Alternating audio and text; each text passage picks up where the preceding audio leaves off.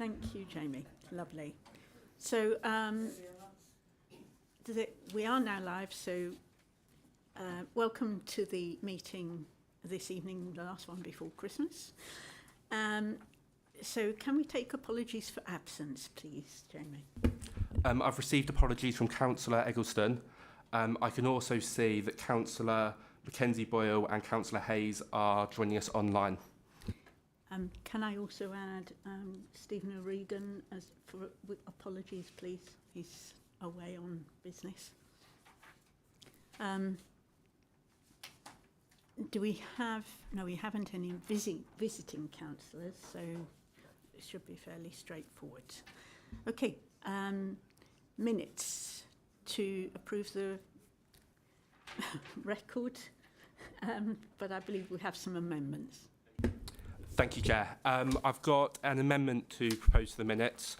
On page 4 of the agenda, to make it more legally sound, I'm proposing that the following is removed.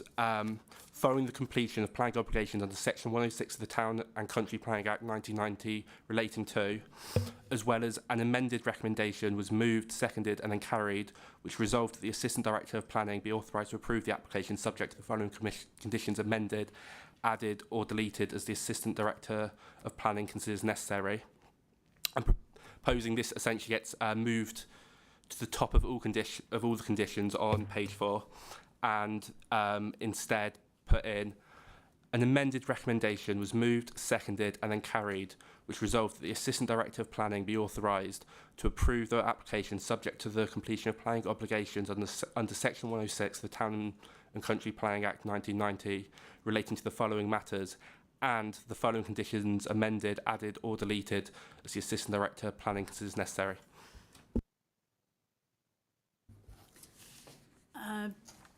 Do we have any questions or comments about that? Or any other amendments? Can we agree that amendment then, or? Yeah. Seconded. Yes, thank you. Well done. So I think all in favour, yeah? Thank you. Thanks, Jamie.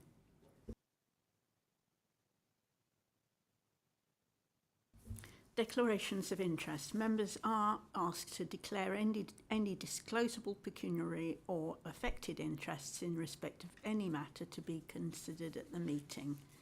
So any members with an interest, please declare now, or you can declare when we get to the relevant item. Then none. Any urgent items of business? No, non-notified, Chair.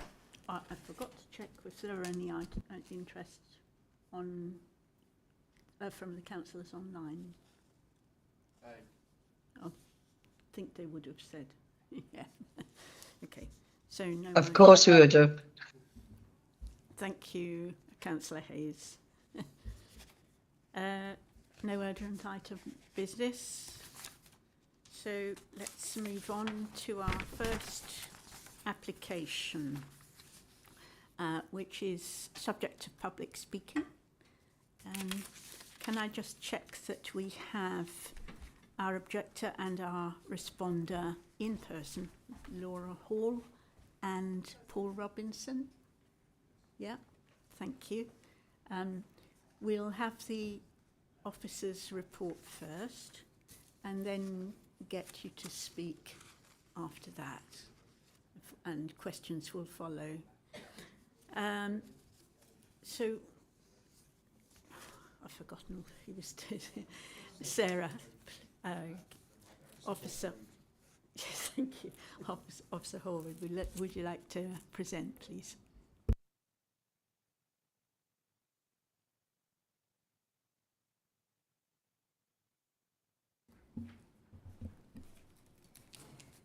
Good afternoon. This application, or actually good evening I should say, this application is reported to the Planning Committee following the receipt of more than 5 objections. Members are first directed to the supplementary reports for updates on the application, which include further objections. And just a verbal point, a further objection has been received today, which wasn't reported in the supplementary. However, it raises no new considerations. Scroll to the plans. So planning permission is sought for the erection of a building containing 6 flats following the demolition of the existing dwelling on the site.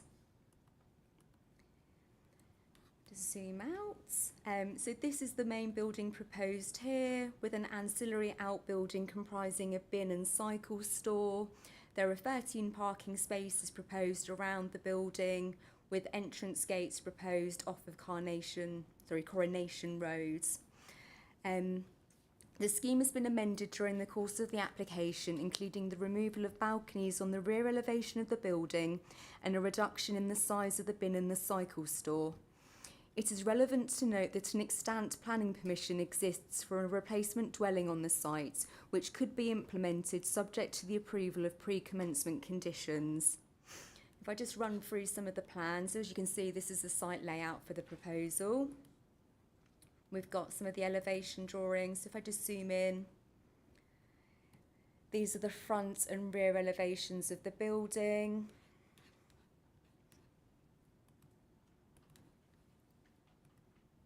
I'll just whiz through the floor plans. This is the bin and cycle store as proposed. I'll just zoom in a little bit clearer on that.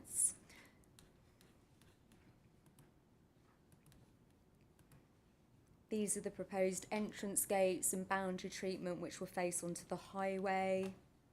And then we just got some photos, although I know that there was a site visit undertaken at the weekend. So this is the view from the highway, the front elevation of the dwelling house as it exists. Another view from inside the site, looking at the front elevation of the property and the existing hard standing in front. A view from the side elevation, looking towards the front of the property here, the rear of the property here with the existing conservatory. This is looking from the rear elevation of the property.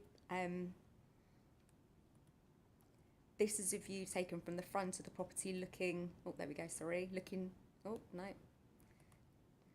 That's looking towards, it loads, there we go. That's looking towards the neighbouring property next door at Earlywood Spinney and some of the rear and the side garden. That's towards the rear boundary. If I just scan back up.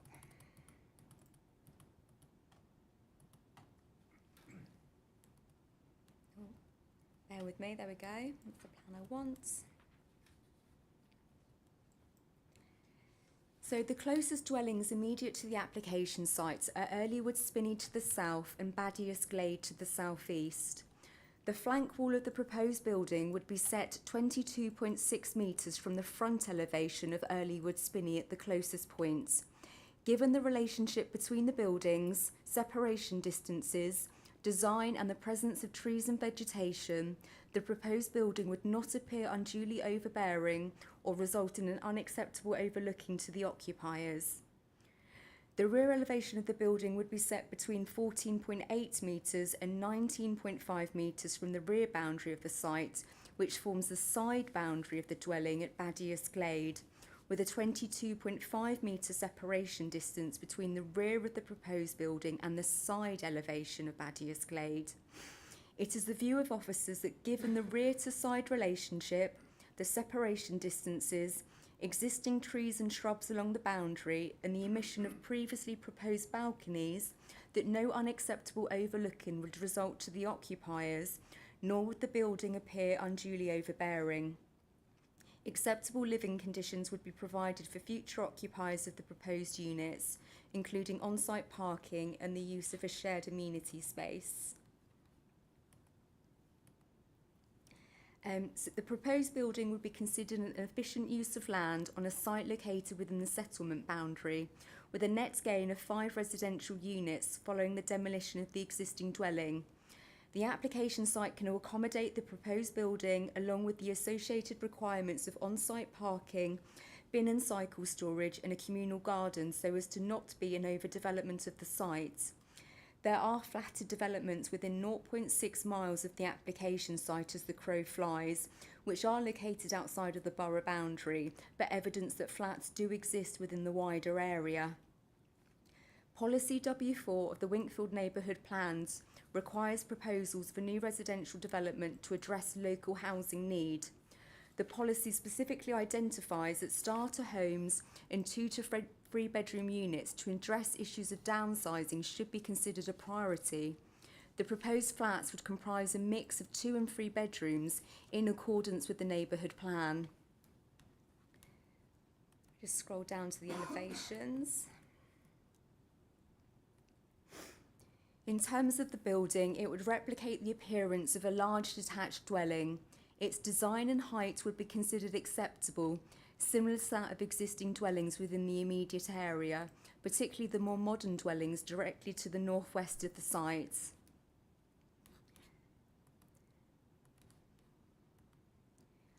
The parking area would be screened by a 1.8 metre high fence along the front boundary of the site, along with soft landscaping.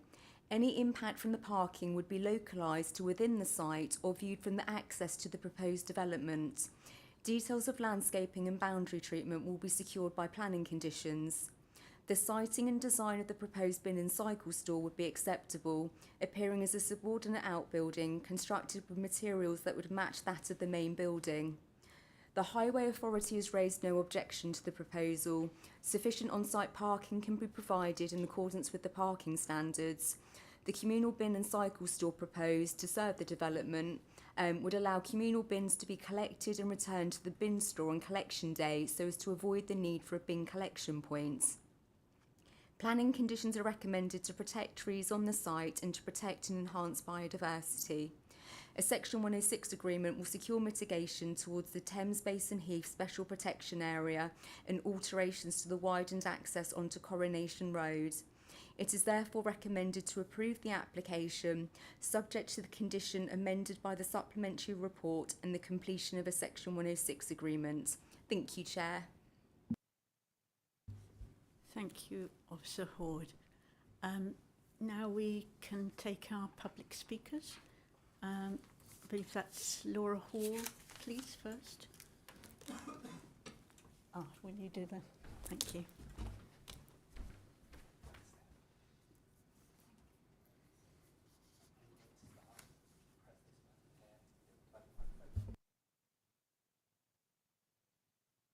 So, Laura, I need to time you to 3 minutes. Unfortunately, it's just 3 minutes. And 20 seconds before the end, I'll tell you it's 20 seconds. You can carry on until the 3 minutes is up. Okay, I'll tell you when to start. Ready? Yes, thank you. Start. Good evening. Thanks everybody for allowing me to speak today. I represent Badias Glade, the property directly behind Highveld. Our main living areas are on the side and they are just 2 metres from the boundary fence of Highveld. And although they're side elevation, they are our main living areas. The proposed flats would be out of character of the area. There are no flats in this location. There are no other plots with anywhere near the density of this proposal. It is suggested that this half an acre should be able to support 32 residents with visitors on top. The applicant is slightly misleading in the design and access statement when they suggested that there is already precedent, because there is not within walking distance. If this application was approved, it would set precedent for other large plots to be turned over to the same, and there are many that could. For example, Highveld is on around half an acre. Our site is 1.2 acres. Does that mean that we can have 14 flats on our site? It does not meet planning policy with the distance from the neighbours. The policy says that any building with windows above first floor should be minimum 30 metres. The officer measures 22.5. We measure slightly less, but even at 22.5, it falls way short. The rear of their flats contain the main living areas, which would be towering 8.5 metres above our main living area. And don't forget, this is not one family, this is 32 people plus guests. Traffic danger is a concern. 6 flats would produce 42 car movements a day, residents, deliveries and trades. 15,000 movements a year onto a national speed limit road. It's only a matter of time before tragedy strikes. This application is an example of a developer using incremental planning gain to gain something which wouldn't have been approved had they not done it in small steps. The first application for a 7,000 square foot mansion house, now this application that we hear today to subdivide that 7,000 square foot. I don't believe there was any intention of building the mansion house as the planning conditions haven't been discharged and it's nearly 2.5 years. Please reject the application on the basis that it does not meet these planning policies, including the design SPD. The scale and density of the building overlooks and is overbearing. The 30-metre minimum distance can't be achieved on a half-acre plot, regardless of where the building is positioned. It does not respond positively to the existing character of the area or the density. It's completely out of keeping, and there is no precedent for this density of housing in this area. The required parking cannot be integrated into the landscape, and Google Earth time-lapse shows that the developer has already removed most of the shrubs before the application.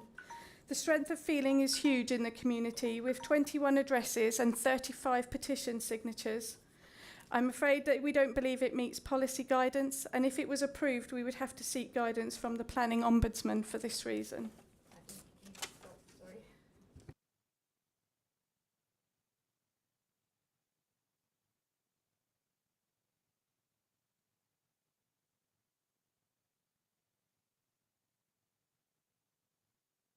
Members, do you have any questions of Laura? No questions? Thank you, Laura. Cancel that. We'll try again in a minute. So, Paul Robinson, please.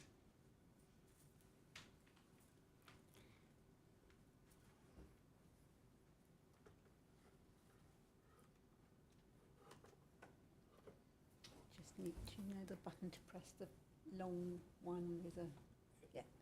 So again, I'll give you 3 minutes. I'll try and remember the 20 seconds to tell you. And are you ready? Yep. Start now, please. Thank you, Chair, and thank you, members. The proposal before members tonight follows a long design and application process, including pre-application with officers, where the principle of development was accepted. It also follows the approval, as set out, of a large house here in 2021, which remains extant and could be built. The applicants would, on the basis of what's been said tonight, also like to state that they did not bring forward that application, so incremental development isn't really a question in this case. The proposal now will develop the site with a 2.5-storey building containing 6 very high quality apartments. The site's inside the development limits and therefore acceptable in principle for appropriate redevelopment.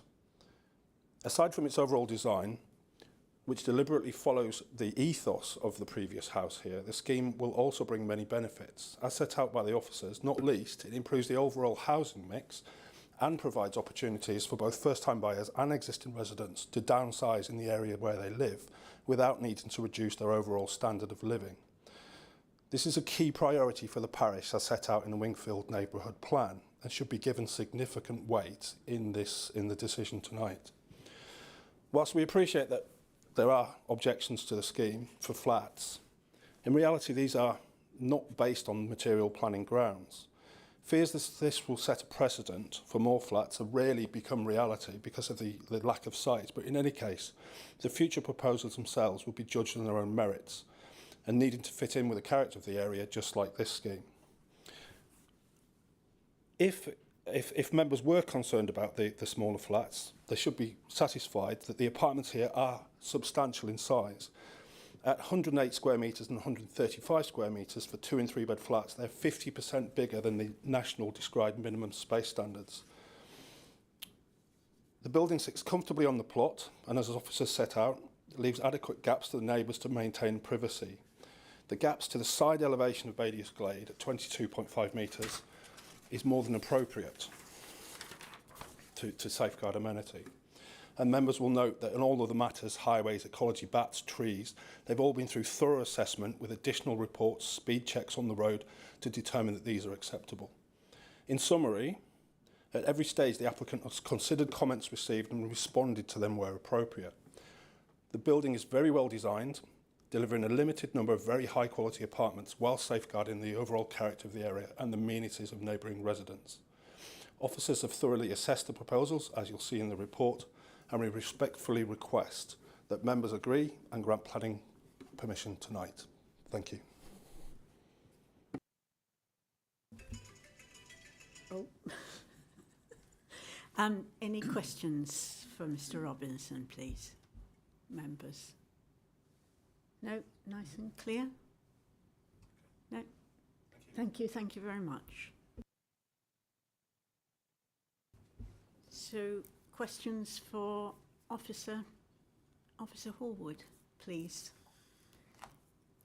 Councillor Smith. Thank you, Chair.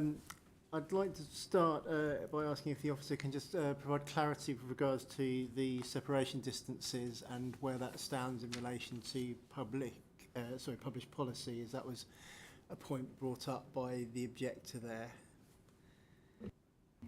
Yes, through you, Chair. So there was mention about a 30-metre separation distance. That's actually something that's set out in the Council's design SPD, but it actually relates to a rear-to-rear or back-to-back relationship. In this instance, what we actually need to consider is that this is a rear-to-side boundary relationship. So if I just zoom in the distances here, we actually don't have set guidance in terms of a rear to side boundary relationship in our design SPD. It does set out a rear to rear, but not a rear to side.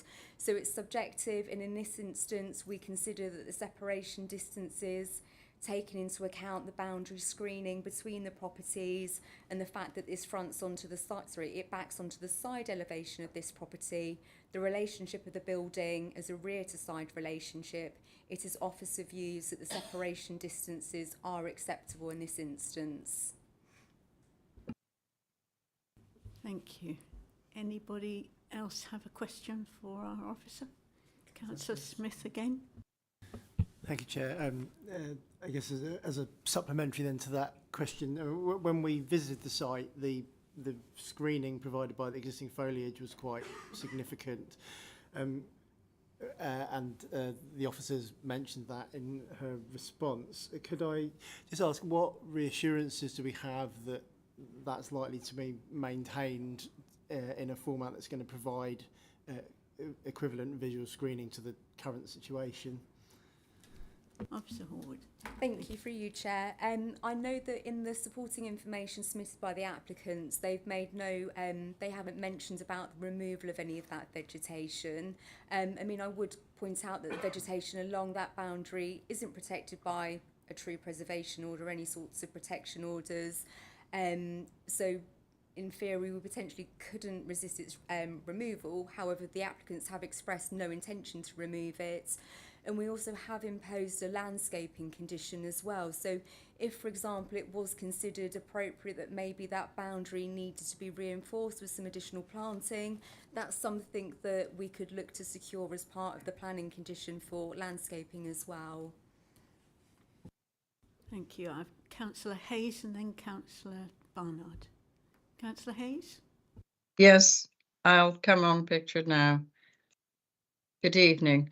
The words you used, the officer used, was local housing need, and the developer used the word high quality development. Looking at this design element, do you expect people to be cramped with regards to the parking? I understand it is to the minimum of our capacity or what they require to put on there to be in line with our requirements at this point in time. But do you not think this is a bit cramped and also insufficient of numbers. Thank you, Councillor Hayes. Officer, oh no, Officer Wells. Andy Wells, Highways, through you, Chair. The councillor is correct. The proposed parking does meet our parking standards SPD, and there are generous aisles for turning and movement through the layout that's provided. In addition, the parking condition has been amended in the supplementary report to allow more flexibility of use. So where originally 2 spaces per dwelling were allocated to those dwellings and then there was 1 visitor space, the revised wording allows 1 space that's allocated and the remaining spaces are unallocated, therefore allowing more flexibility of the use of that space for visitors and residents.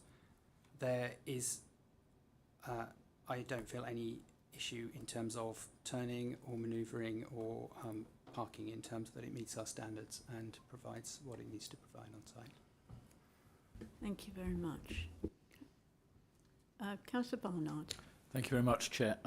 Could I ask the officer, we've been talking about screening and landscaping. There's a huge difference between an applicant saying they're not going to take something down and asking them to keep it in place and enhance it. Would it be reasonable for us just to tweak that condition this evening when considering this application that strengthens that to ensure that that's maintained? Because when I went to look at the site, which I can make the standard site visit, just looking along there, the same rules seem to apply there that would have done for what happened down Maze Lane, that some of it's low quality, low grade, and it's just a little concerning how we could actually try and better protect that. I don't know how that's best achieved and if indeed it's possible. Thank you.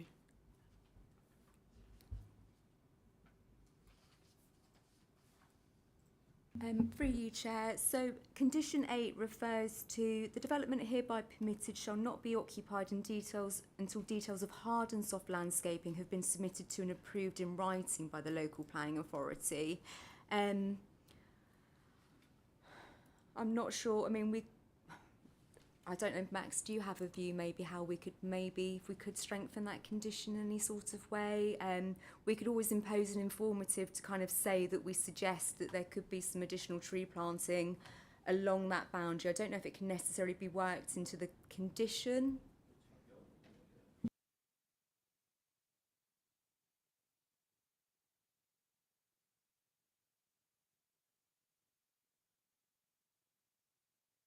I was just asking Max whether he had a view about whether we could strengthen the conditions somehow, or whether we could maybe put some sort of informative on that supplements the condition, to maybe refer about some additional tree planting along that boundary.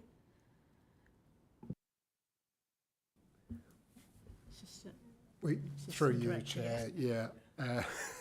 I mean, we could certainly put an informative in to say that we would expect the landscaping scheme to protect, preserve and reinforce the level of screening that's enjoyed by the site as part of the submitted landscaping scheme. That might be a suitable approach, just to flag that up at this stage. But we do have that condition anyway, that we will require those details.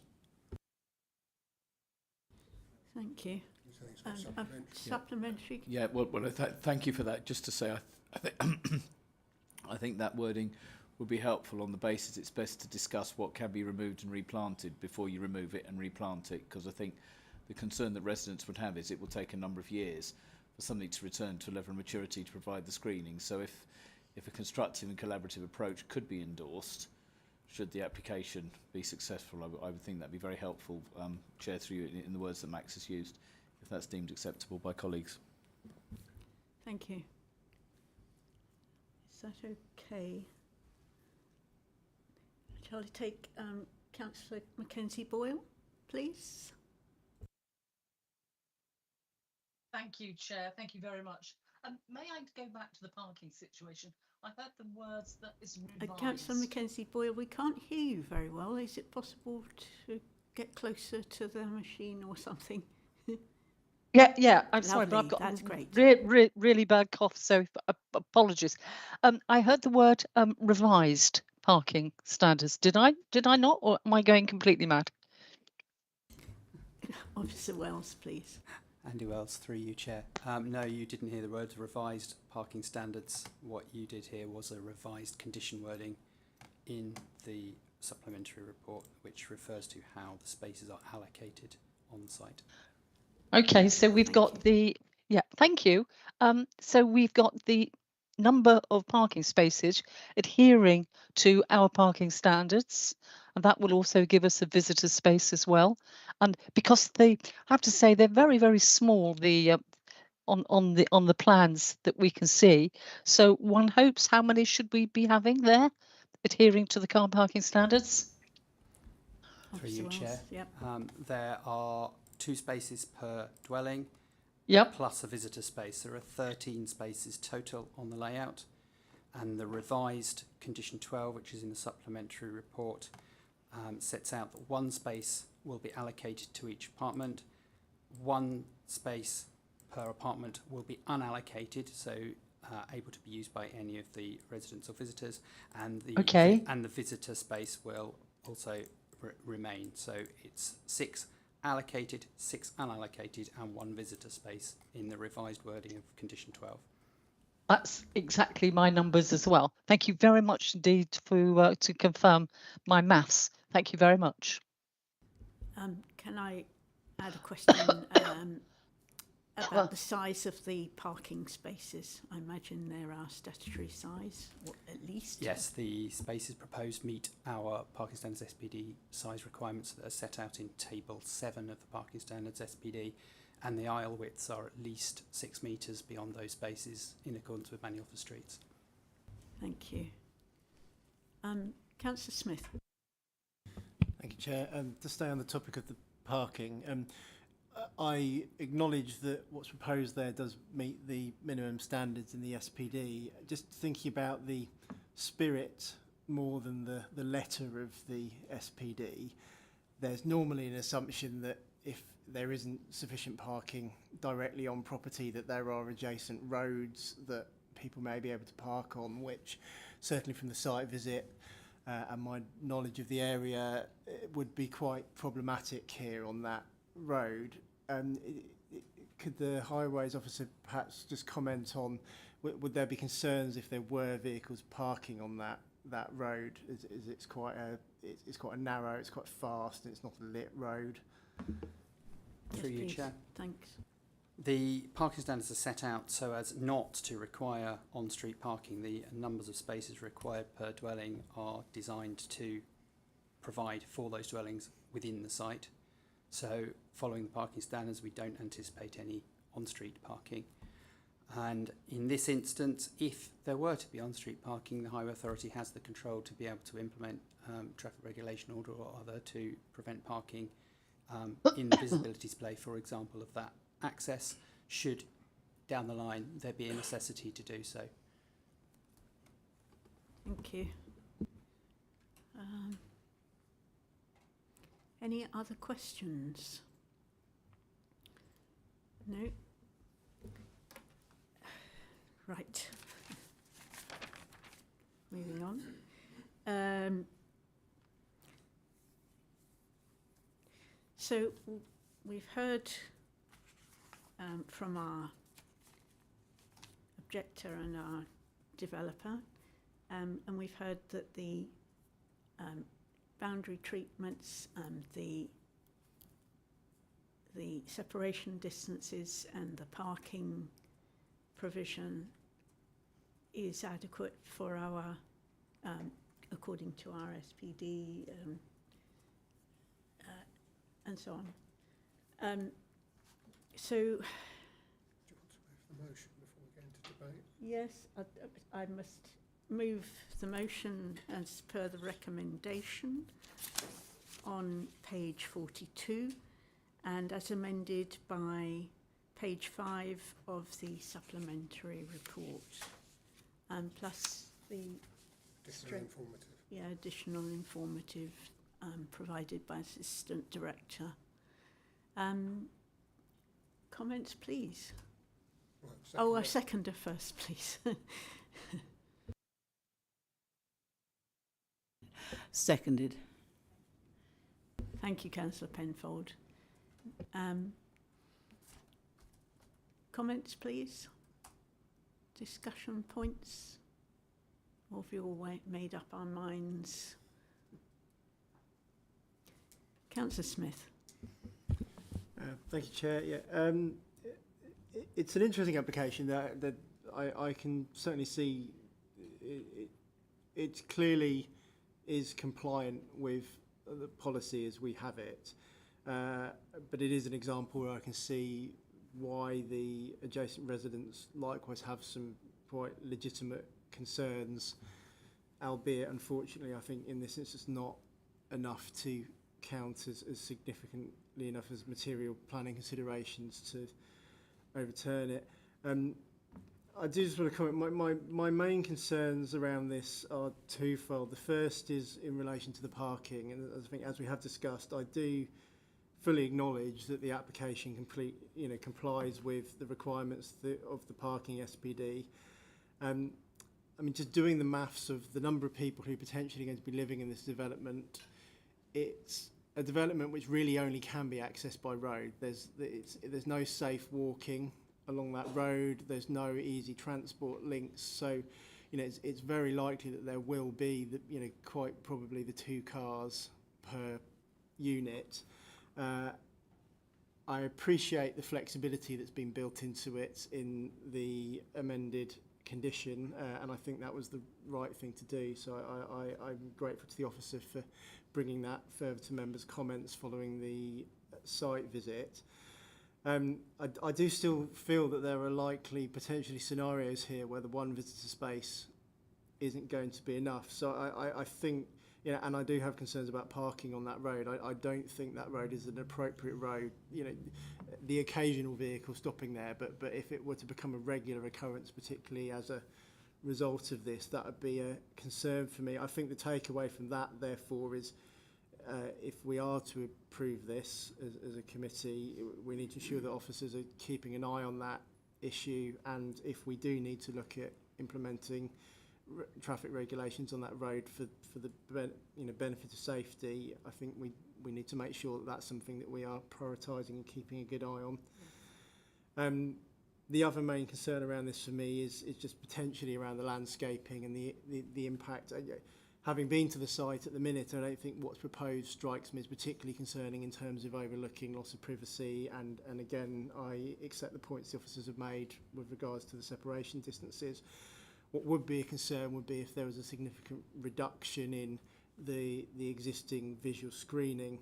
The thing that I think would encourage me on that is I can't imagine that the applicant is going to want to remove that screening because it's as beneficial to their site as it is to the neighbours. So I would hope that their intention is to maintain that, not just immediately but long term. So I think on that basis, I do see some concerns, but on the balance of planning policy, I think my feeling at this stage, subject to what my colleagues have to say further in the debate, is that we probably do need to approve this one. Thank you, Councillor Smith. Councillor Barnard. Thank you. I think it is a difficult one to find, as has been said, valid reasons not to support it. A couple of observations I would make. First of all, it is actually, for the size of building, a pretty constrained site. So I would hope that there could be significant liaison between highways and others during any build process, because my big concern is a lot of construction traffic actually out on that road because it's not the safest of roads. But that's conditional. I know that can be generally dealt with through the process. I think the other thing is, I don't see any desire to remove the existing landscaping, but it did strike me that the constrained nature of the site meant that inadvertent damage to that screening could actually materially happen. So I would hope that in as constructive way as possible, in the form of the words that were discussed during the questioning, that there could be a measure of protection afforded to that, just to ensure that it is retained and managed to the highest possible standard. I absolutely recognise, and I saw some nodding there, that this is beneficial to all concerned. But, there's a lot going on in a small space. Half an acre is not huge. And so I think, for me, it's just ensuring that the construction phase is as neighbourly as possible that the screening is preserved and enhanced as well as possible, because once you rip something out, it's very difficult to put it back, and just maintaining that. But I think my big issue is, and I don't know how we best do it, but I'm sure with this can be reflected, is to make sure during the construction phase that we don't provide a level of highway disruption, because today I was driving back from a customer site and a not dissimilar situation where there was some really horrific driving at dusk to get round a lot of construction vehicles on what was actually quite a tricky road. So I don't know how we best manage that, but there are policy reasons. But can I just say, I did feel in advocating reasons for refusal that the neighbour did put forward, I think, a very coherent statement. I think it should be recognised how professional that was. Thank you. Thank you very much. Excuse me, Councillor Barnard. We now have Councillor Hayes, please. Yes, Madam Chairman. How can one start it to say compliant? Yes, but literally to the line. I have grave concerns that this is a cramped site. It is in its constraints. But not only is the parking, I agree, is to our regulation, but it is a site that I will state I know the area very well. It will cause problems. And I suggest that the highways at this point in time look at outside and start putting up posts or something, because if you look at, if you visit the site, and those that did, it isn't a very clear site either as you come over the ridge around the area of that road. I have grave concerns on the parking, even down to there is no disability parking at all in there. But I will not, as you are aware, I would be able to think, but I am very concerned with the overdevelopment of it. Thank you. Thank you, Councillor Hayes. Anybody else wish to speak?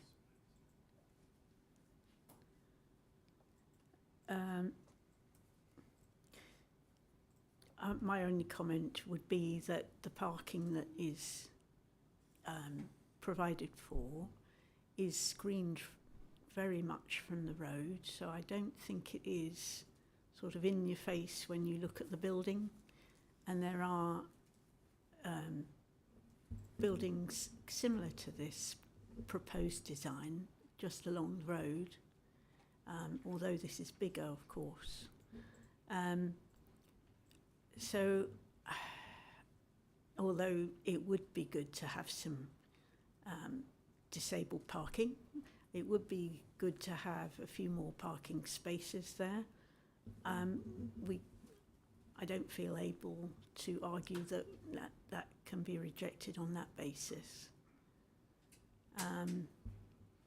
So I think I will have to accept. Down to anybody else. Oh, did you want to do a last comment, seconder? No? No, okay. Time to take a vote.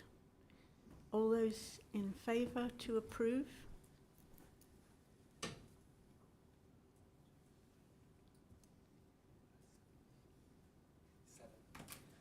Seven. And any against? No? One abstention, yeah. Thank you. Chair, can I just check? Was those words? Did that include that sort of wording we discussed around the landscaping? Yes. in some form? Absolutely. Just for the record, yeah. Oh yes, I'll ask Max to read it out.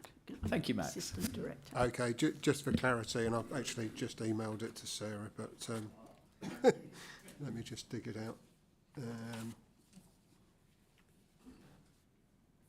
Okay, the wording I'm suggesting is, as an additional informative, the applicant is advised that the landscaping scheme required by Condition 8 will be expected to preserve and reinforce the level of screening of adjoining properties that currently exists on the site. Okay. Thank you very much. So all those who...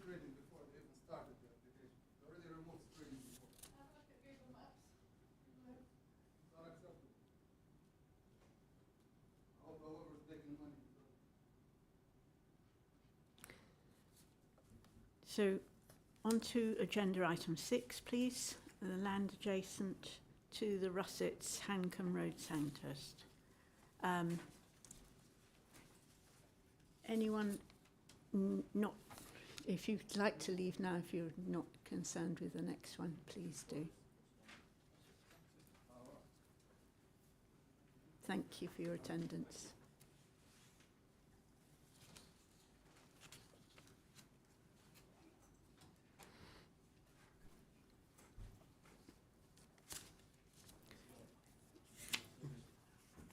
Thank you.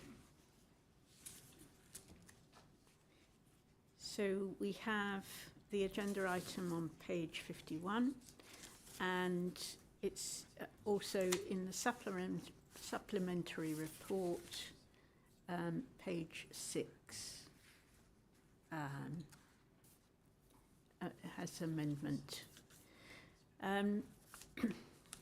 First of all, we'll hear from the officer, and then our public speakers. Do we have public? We have one public speaker here, and one online. One online, yeah. Who seems to be on camera already. Oh, great. So we have that. Good. Officer. Okay, Thank I'm you. hoping you will see the plans shortly. No, that's not worked. I'm going to try again.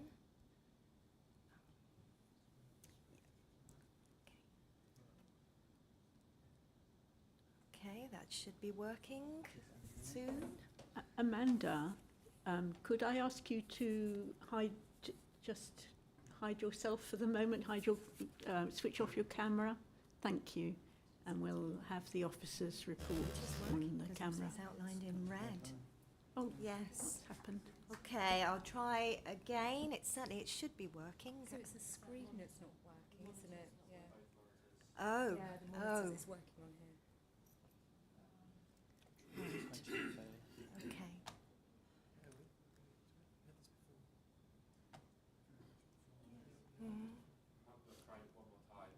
Shall I try it again? Okay, I'll come back out. Okay. Oh, okay.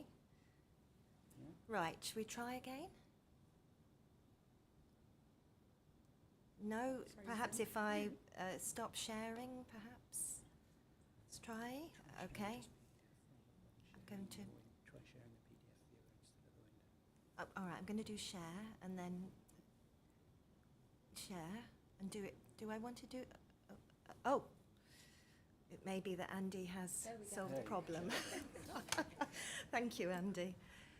Okay, so the application site consists of a residential plot of land containing an existing house, the Russets, and a detached garage. The existing house is being retained and the detached garage demolished to make way for the new house.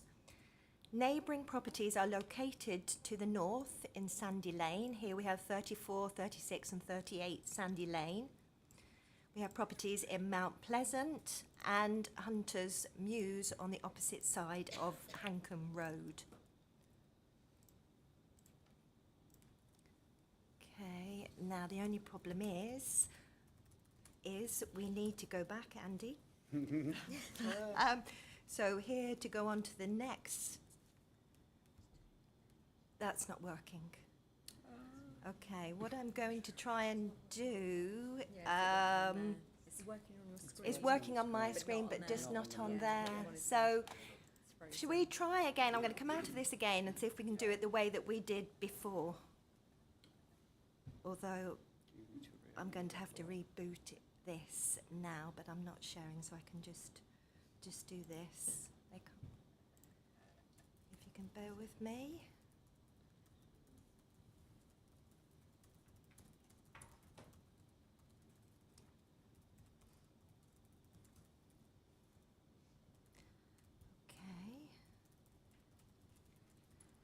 Right, I'm going to try again now.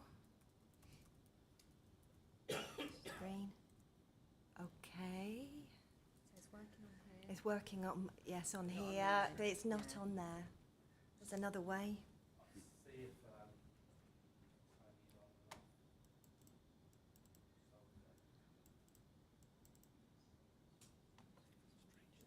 That's weird.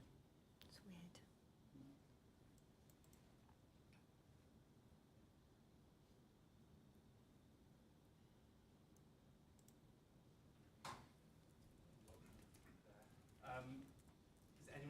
Is anyone else able to try on their computer? See if that. Andy, you want to try yours? Is that Okay. just the committee report? Or your separate Right, presentation? okay, that is so.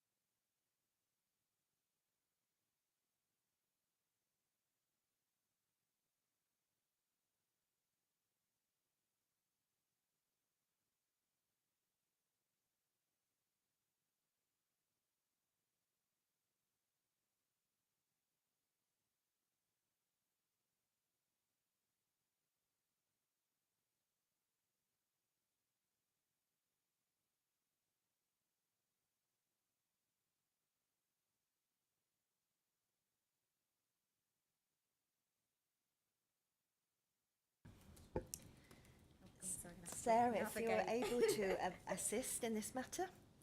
No pressure. So here, the proposal is for the erection of a 4-bedroom detached dwelling with integral garage following the demolition of the existing garage. This is an outline application, but all details apart from landscaping are being considered as part of this application. These include details of access, layout, scale and appearance. The layout shows how access and parking for a 4-bedroom property can be accommodated on site along with refuse and cycle storage. If we're able to just, I think, maybe blow that area up where we've got the bike shed and we've got refuse storage below.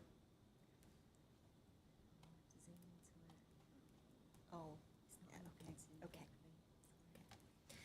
We hear that the site can accommodate obviously refuse and cycle storage. We've got 2 parking spaces to the front, and if we can go on to the next page, we have a 3rd parking space within the integral garage of the property. Okay, we can go up to the previous plan, the layout. The layout also shows amenity space commensurate, if not larger, than that of neighbouring properties. It shows a part 2-storey, obviously we have the 2 colours, got the light blue is the 2-storey element, so it shows a 2-storey part, single-storey design that has considered any potential loss of light to properties in Sandy Lane. The building is single-storey, closest to these properties. Obviously you can see the single story in the blue. Okay, so if we can go on to the next page. Okay. No, the next page after that. Okay, and we're not able to blow that up, but we can maybe just a little bit. That's it. Okay, so I think that's better. The scale and proportions of the plots, both for the new house and the remaining plot, would be similar to other house plots in the area and would reflect the established grain of the locality.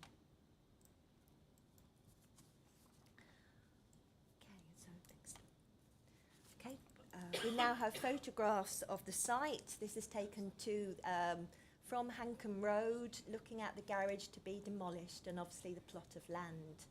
Further down, we're looking at the plot of land looking towards Sandy Lane. The next set of photographs, we have the application site looking towards the Russets, the rear elevation of the Russets and properties in Sandy Lane. And again, the application site with the existing garage. There are level changes within the site with the land sloping downwards from the Russets towards Sandy Lane. The street scene elevation shows the property set at a lower level than the Russets. I believe it's 0.68 metres lower. So the street scene elevation shows the property set at a lower level than the Russets. It also shows the relationship between the new house and properties in Sandy Lane, where a 25-degree line has been drawn from windows on the rear elevations of both 38 and 36 Sandy Lane, in accordance with the guidance in the Bray document, Site Layout Planning for Daylight and Sunlight. The new house lies entirely below these 25-degree lines, indicating that there will be no loss of light to these properties.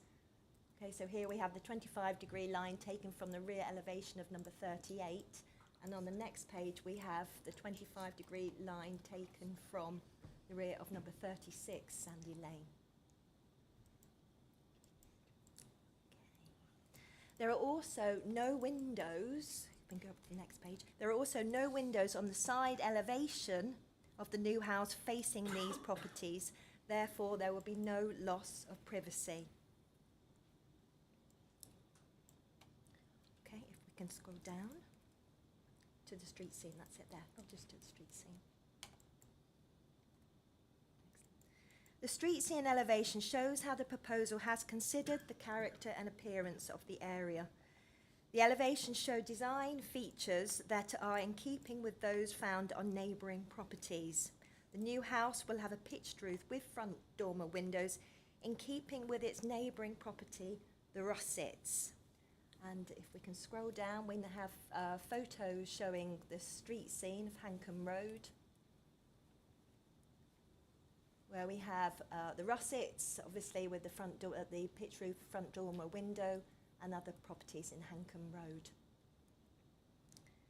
It is therefore recommended to approve the application subject to conditions and the completion of a Section 106 agreement. Thank you, Chair. Thank you. Now we have our public speakers, and our objector is first. Amanda, can you hear us okay? Yes, I can hear you. Can you hear me? Lovely. Yeah, we can hear you and see you. That's great. Excellent. So I'll set my timer for 3 minutes, and after, when there's only 20 seconds left, I'll let you know, and you can carry on speaking until the 3-minute timer goes, and I'll let you know about that too, and that's when you need to stop. Okay, thank you.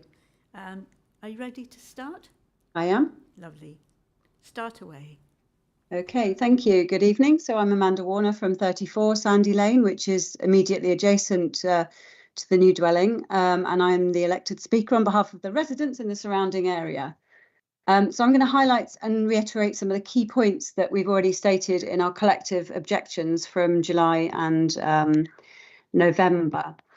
Number one is overdevelopment in the area. So permission was given to develop 4 houses on the site of the old Fox and Hounds pub.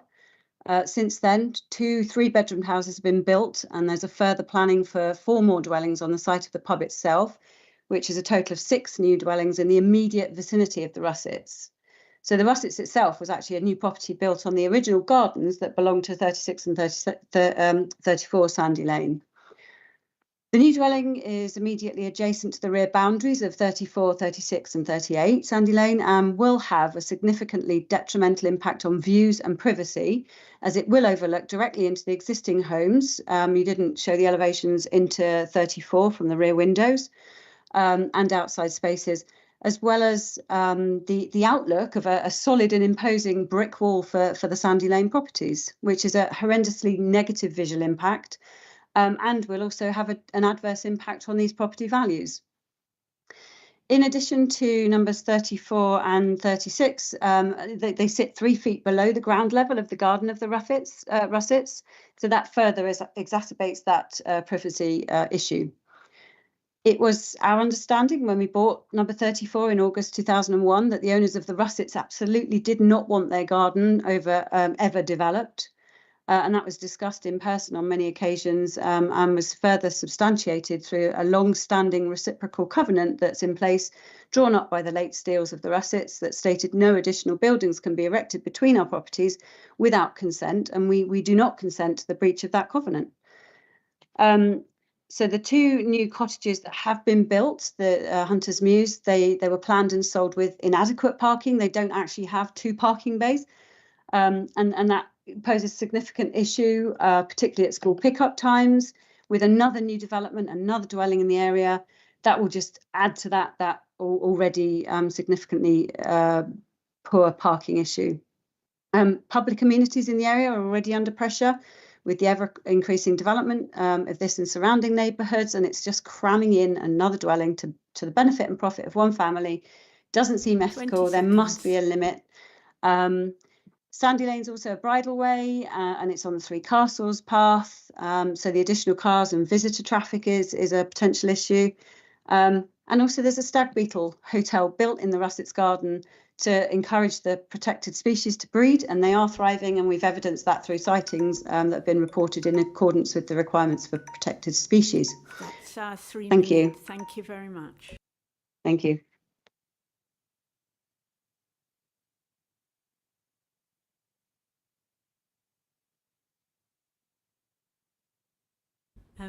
Thank you very much, Ms. Warner. So in response we have... Questions of clarification? I beg your pardon. Questions of clarification. Does any of the members present or online have any questions of clarification for Amanda? No. No, that seems quite clear. Thank you very much. So we have Claire Steele-King. Would you like to come up? Oh.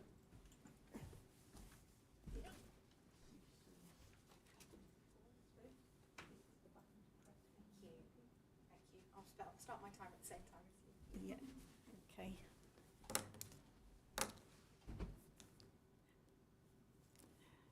Find it again. Here we go. Okay, are you ready? Okay, ready? Start. Thank you. Thank you, Chair, and good evening, councillors.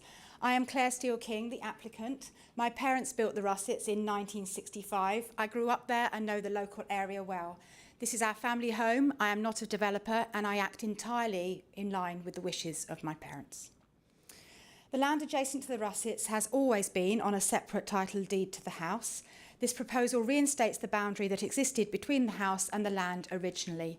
The Russets was never built in the garden of 34 and 36 Sandy Lane.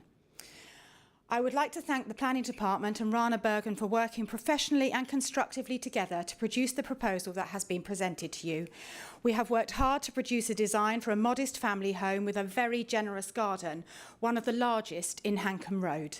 As such, as well as providing much needed family accommodation, this proposal represents an asset which will benefit the character of the area without dominating the street scene, remaining as it does subordinate in both height and floor area to the Russets. Less than 60% of the footprint of the new house is double storey. Only single storey is closest to the neighbours to minimise impact. The whole proposal has been designed with the neighbours in mind, and you will have seen in the plans that the levels that were mentioned by Officer Clark is different to what Shelley has said in her report there. The proposed plan, sorry, to what Amanda has said. The proposed plan has been produced to reflect the character of the Russets in smaller scale and to fit with SBD recommendations. The plot is 548 square metres in total, and only 24%, less than a quarter of this, will be taken up by the house and garage. With the exception of the 2 houses built in 2021, there has been no increase in housing stock in Hankham Road since the 1980s. As such, I would suggest it is inaccurate to claim that this area is being overdeveloped. This proposal includes provision for the required number of parking spaces and has been approved by Highways. The proposal uses and improves the visibility of the existing access way that has been in use since the 1950s, thereby making it safer than the current provision. There is no proposed access onto Mount Pleasant. Traffic has reduced significantly since the Fox and Hounds pub closed in 2016. Hankham Road is an unadopted, untarmacked road which makes it almost impossible to drive at speed. We have taken into consideration all objections, including stag beetles and the neighbour's apple tree. All relevant objections have been addressed by the development of the design and the planning report. I would, of course, welcome any questions relating to any of these points, and I thank you for your attention.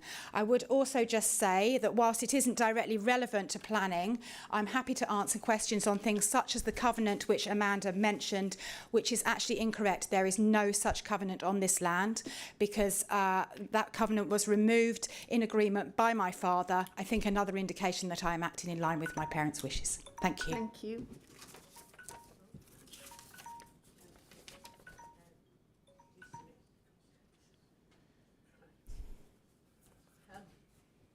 Does anybody have any questions of clarification for Ms Steele-King? Councillor Smith. Thank you, Chair. Before I ask the question of the applicant, the issue of the covenant, can we just get advice from the planning officers as to whether that's a material consideration or is that a separate legal issue? Assistant Director. Thank you, through you, Chair. That is not a material planning consideration for your determination tonight, I'm afraid. Yep. Thank you. I don't have a question then. Thank you, Chair. Thank you. Any other questions? That appears to be okay. Thank you very much. For your contribution. Could you press no? I'll press the button. Thank you. Oops. Thank you. Right. Okay. So questions of the officer, please. Councillor Barnard. Thank you. It's just a quick question. I know this is outlined with quite a lot of detail going on. Condition 8, the garage accommodation shall be retained for the use of the parking of vehicles. That's a condition. That's not removing the right to convert it at a future point. Would we insist, on actually removing permitted rights to convert that from a garage into a habitable space in future? Because it's clearly important, isn't it, that third space to be retained as a parking space for all time. So just seeking clarification on that, please. Highways officer, please. Thank you. Through you, Chair. The condition does exactly what the member has stated, which is to prevent the use of the garage for anything other than parking of vehicles at all times. And the area which is required to be used for parking at all times is set out in Part A of Condition 8 of the committee report. So essentially it's removing the right to Correct. convert it into a habitable space in the future. Thank you. Thanks for the confirmation. It's good to know. Thank you. Councillor Penfold. Right. I'm slightly confused by the plans. I can see the downstairs plan, quite reasonable, but there is a bedroom over it. Why is this a single-storey extension? Is it sunk or down a level or something? Whoops, gone off. What I'm saying is the two plans, and it appears to show a bedroom on top of the lounge area. Is this the case? And Yeah. if so, how could it be single-storey? Thank you. Do you want to switch off? Switch off. Sorry. Okay. Officer. Through you, Chair. So here, yes, obviously we do have the bedroom in the single-storey area there. Can we show the elevations?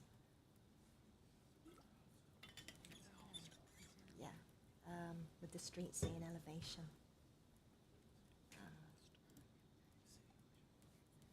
So obviously you will have the bedroom in that roof area there, okay? So there, we can see it will be as such, sort of like a loft conversion. The bedroom will be in the area in the roof. Right, thank you. Councillor Smith? Thank you, Chair. The image that's on screen right now is quite apt. Actually, it's the one I wanted to ask the question of. It's also on page 57 of the agenda. The lines indicating the 25-degree angle in relation to right to light. What can I just ask? What height that the line projects from? Because the image in the committee report is slightly blurry. I can't read the line. It just looks like it's coming from sort of like the eaves of the building rather than where a window might be. Okay, can we blow that up?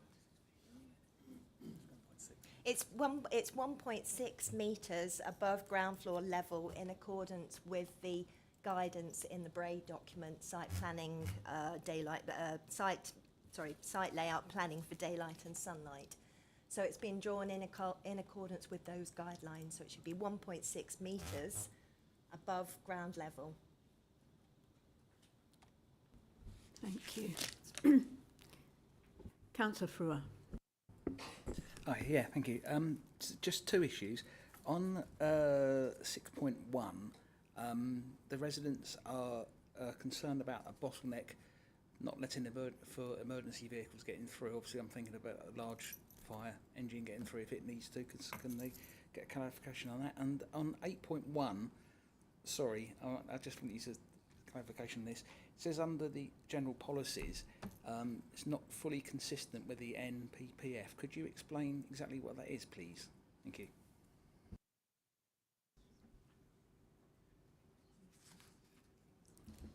Through you, Chair, Andy Wells, Highways, responding to the first question in relation to the access.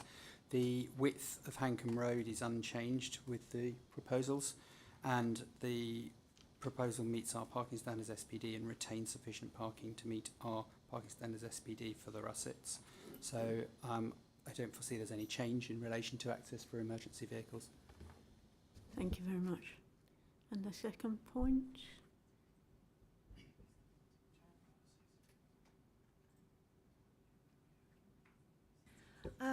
Would it be possible to ask the Assistant Director of Planning? Sorry, I think I may have a mistake on my report, so if you wouldn't mind. Yeah, the table, sorry, through you, Chair, the table at paragraph 8.1 sets out the relevant policies, but in order to establish exactly what weight we apply to them, some of our policies are now no longer fully consistent with the NPPF being the National Planning Policy Framework. So it really just indicates the level of weight that can be afforded to those policies. With most of them, they're fully consistent, but there are aspects of the CP1 of the Site Allocations Local Plan, which was adopted back in 2013, that are now slightly out of step with the current National Planning Policy Framework, if that helps.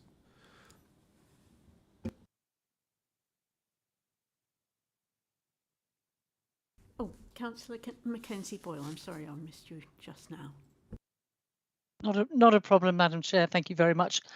Through you, may I ask the officers, just to be absolutely clear, we're retaining the original house, and now we're going to be putting, we think, a 4-bedroom house on that area. Tell me, what about the sewage and water provision on the site, please? Thank you. And I will have a supplementary if that's allowed. Thank you. Absolutely. Officer Clark's finding the page. Through you, Chair. Certainly in relation to drainage, there is a condition whereby a scheme for the disposal of surface water drainage needs to be submitted and approved by the local planning authority, and this needs to be maintained for the lifetime of the development. So that's with regards to surface water drainage. And sorry, I didn't hear your other, did you also talk about? Sewerage as well.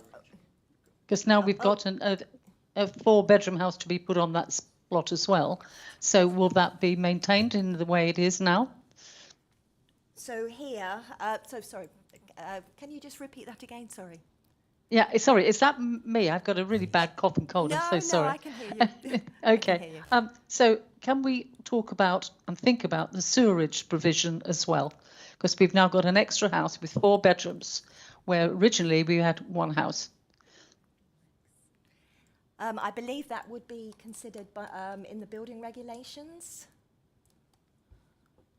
Assistant Director, please. Yeah, through you, Chair. For a single dwelling, and anything that's not a major application, that would be dealt with. They would use their right to connect, and that would be dealt with through the building regulations. We wouldn't seek any additional requirements through the planning process on a single unit like this. Okay, thank you for that. And Chair, again, may I? Yes, of course. Thank you very much indeed. Is there any evidence surrounding roads of flooding? I know this is on an unadopted road, and we back onto, I assume, Sandy Lane. And I know that Sandy Lane's some houses have a very steep access from the road into their houses. Would this be considered as well? Any flooding in this area? Assistant Director, please. Thank you. Through you, Chair. As the officer has said, we would be seeking a SUDS compliant drainage scheme with the proposal, and what that essentially means is, to be SUDS compliant, it would ensure that the runoff from the site would be no worse than the current situation, and indeed would in all likelihood be better, because it would include a climate change allowance within the calculations around it. So through that condition, we would ensure that it would not exacerbate any off-site flood risk. Thank you very much indeed. Thank you. Thank you. This is our outline application, isn't it? So what measures are outstanding that are going to be put, please, just to clarify? So through you, Chair, so it's an outline application, but here we're looking at all matters, okay, with the exception of landscaping. Okay, so you're looking at access, layout, the scale of the proposal, okay, and the appearance, so the design. Thank you. Oh, Councillor Smith. Thank you, Chair. I wanted to ask about the general principle of development, which is addressed in paragraphs 9.2, 9.4 in the officer's report. The immediately surrounding area of Little Sandhurst is quite an interesting area in that there's been a lot of infill historically over quite a long period, and it's getting increasingly more congested. I obviously appreciate that the principle of infill is within the settlement boundary is something that the MPPF's quite positive towards. But I think in an area like this that can't continue ad infinitum, and I think particularly if we can contrasted this to say a newer purpose-built estate that would have protected green spaces, this kind of area has less of that and is a bit more reliant upon the sort of preservation of these garden areas to create that breakup. So just wondering if the officer could just explain where's the limits to that and how close to them are we in this infill? Officer Clark. Okay, so here, yes, the development is within the settlement boundary and therefore acceptable in principle. Obviously, each application is site-specific and judged in accordance with its planning merits or the appropriate planning considerations. So here, with my presentation, I have said that parking can be accommodated. There is sufficient amenity space. Will still be quite a large rear garden, certainly larger or is commensurate or larger than other properties. So therefore, we are considering whether the development is acceptable in relation to those different considerations.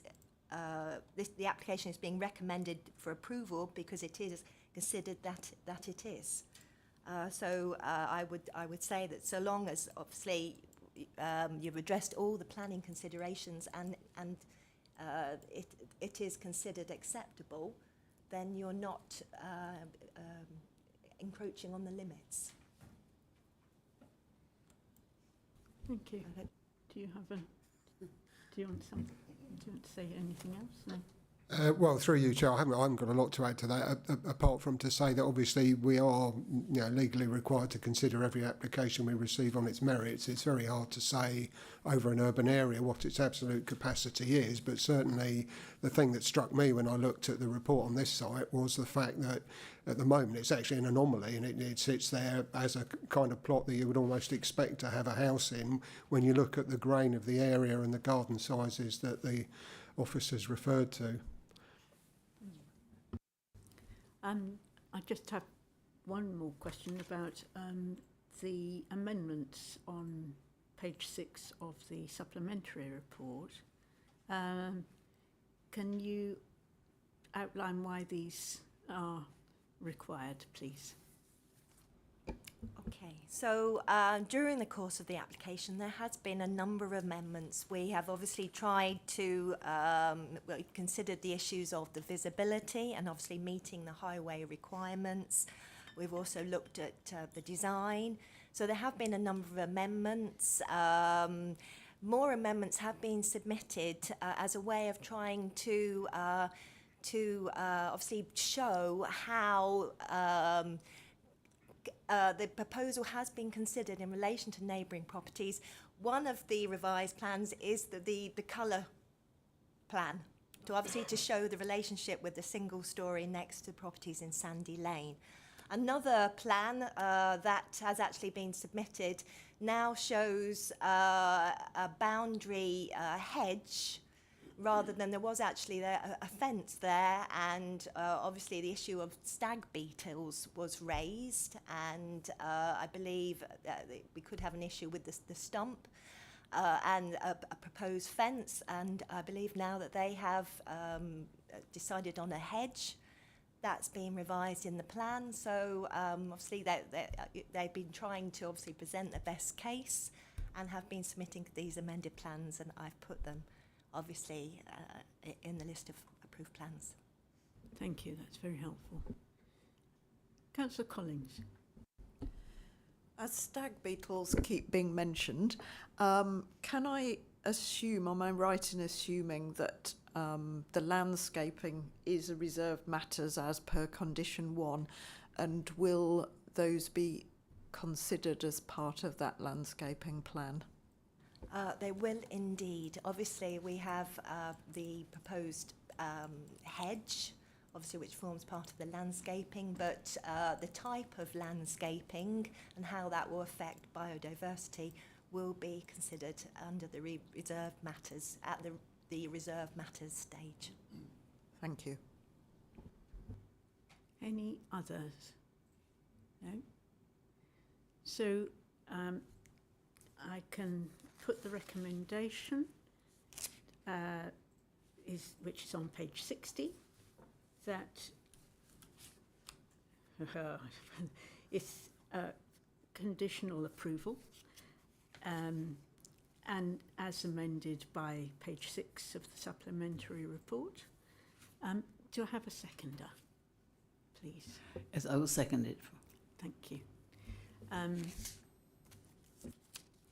So, who would like to have a comment? Put a comment.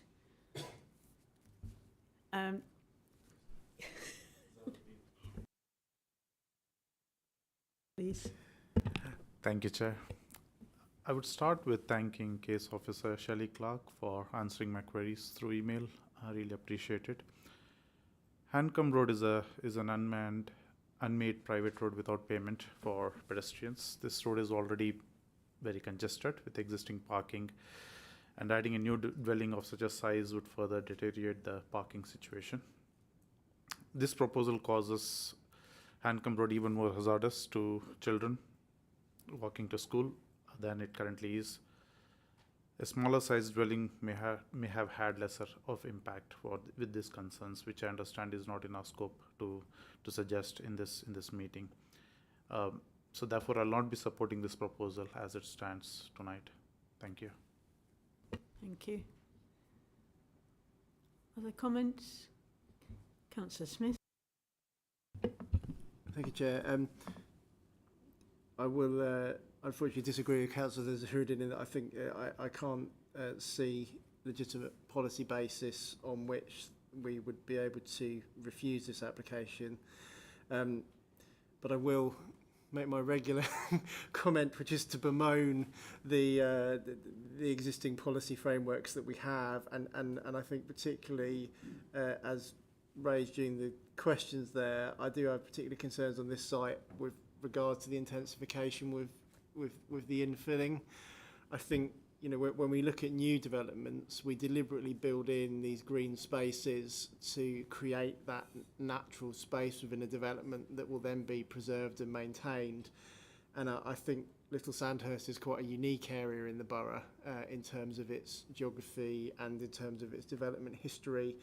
There was recently a by-election for the parish council there, and I spent a fair amount of time walking around this particular area and just appreciating that sort of hodgepodge nature that it's developed over time. And I do feel that because it doesn't have that kind of green space built into it in the way that a more modern development would do, those kind of natural breaks, you know, I take the assistant director's point that you sort of feel like it's missing a house there, but actually I think it's quite nice that you have those kind of breaks where otherwise I think we wouldn't in that area, which does feel, you know, already does feel like quite a congested area. So I think my point really is just to suggest again, when we look at the design SPD in the future, whether there's anything we can do with that to improve on that policy-wise, because I think it would be beneficial to be preserving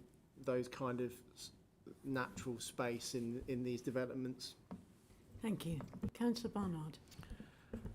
I think one of the difficulties with this is it is a irregular development, and this isn't a planned green space. You know, this is a luxury not afforded in new development. You don't see planned green spaces in a run of houses, trust me. You know, look at what's been built in Moorfield. You see little bits of grass outside the front. So I think the first principle is this house, this space, you know, can take a house. Maybe the first port of call, if any councillors from Sandhurst and others are listening, that they're looking at a neighbourhood plan, and maybe that's one of the ways of actually maybe better characterising and capturing, you know, the sort of future shape and scale of development. I know that's happened in the Warfield case, you know, particularly around some of the sort of, you know, Haley Green areas and things like that.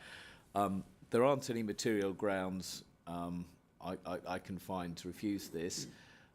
I think the only measure of reassurance in parking is the maintenance of that garage as a parking space in perpetuity and not converted into habitable style, but as culprit number one, I suspect it will become a repository for all sorts of things and possibly not a car, but I think we can just try and hope that that will be the case. I did go up there and have a look at it. I totally take the point about, you know, you can't drive at any speed along there.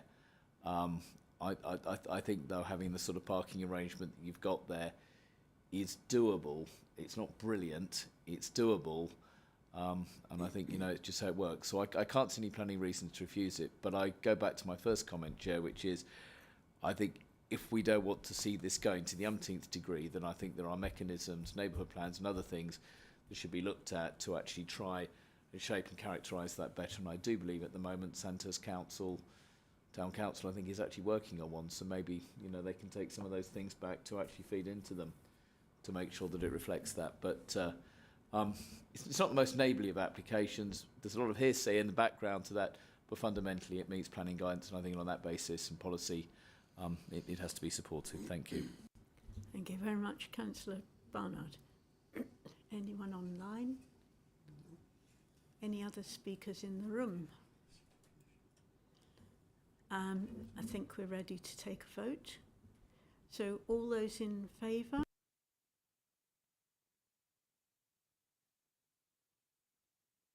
Seven in favour, Chair. Thank you. And those against? Count as One against.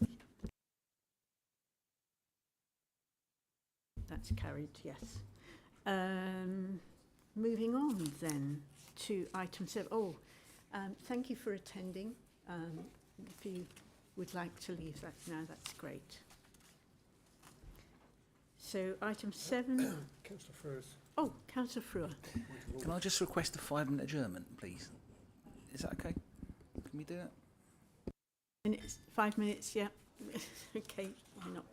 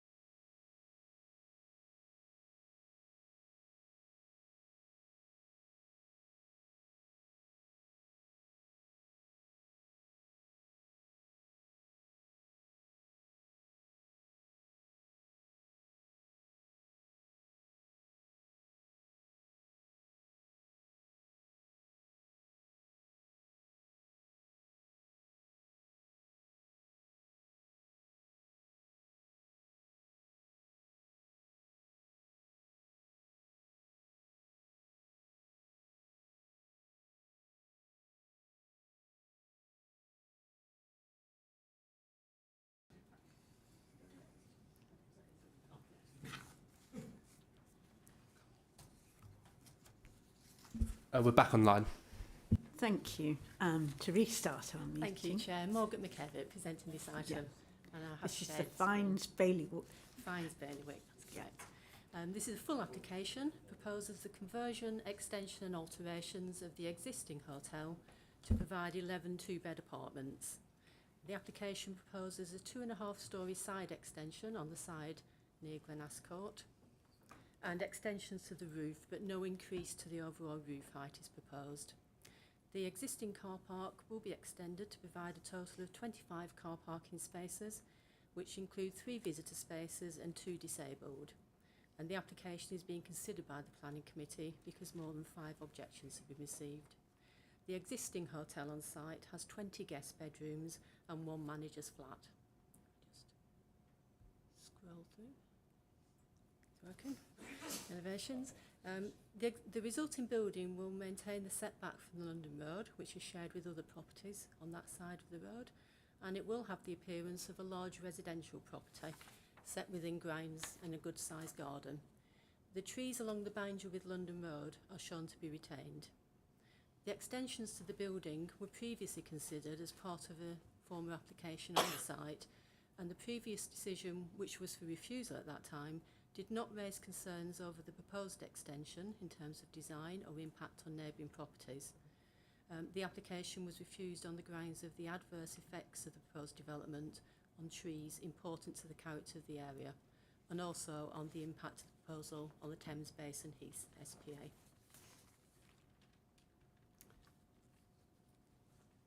As you see, this was the previous site plan of the application which was recently refused.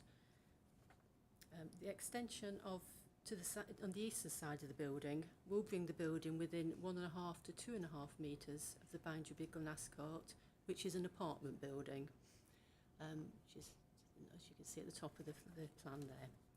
Glen Ascourt is sited a similar distance from this boundary, and it has 1 small first floor window along the boundary.